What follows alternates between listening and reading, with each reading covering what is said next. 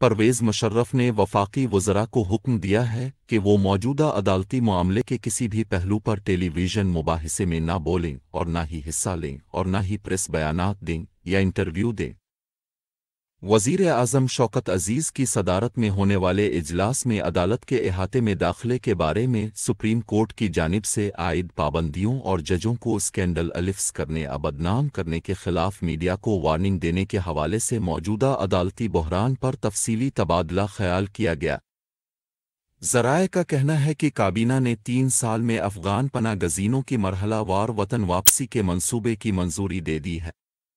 وزیر اعظم نے کہا کہ پاکستان کئی سالوں سے لاکھوں افغان پناہ گزینوں کی میزبانی کر رہا ہے۔ پاکستان چاہے گا کہ مہاجرین عزت کے ساتھ اپنے وطن واپس آئیں۔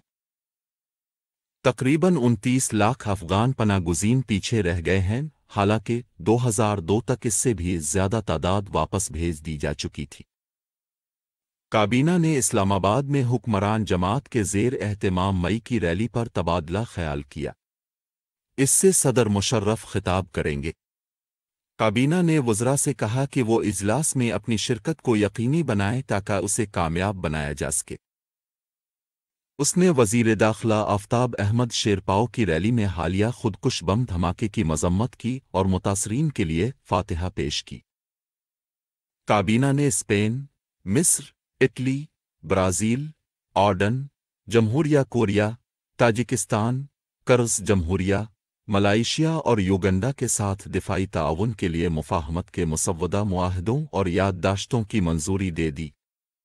یہ معاہدے اور مفاہمت نامے فوجی تربیت، اہلکاروں کے تبادلے، دفاعی صنعت اور سائنسی اور تکنیکی شعبوں میں تعاون سے متعلق ہیں۔ وزیر اعظم نے کابینہ کو پولینڈ، اسپین، بوسنیا اور ترکی کے صدر کے حالیہ دوروں سے آگاہ کیا اور کہا کہ ان سے یورپی یونین کے ممالک کے ساتھ دو طرفہ تعاون میں اضافہ ہوگا۔ انہوں نے اپنے دورہ چین کے بارے میں بھی بات کی اور کہا کہ اس سے دونوں ممالک کے درمیان تعاون کے نئے وسعتوں میں اضافہ ہوا ہے۔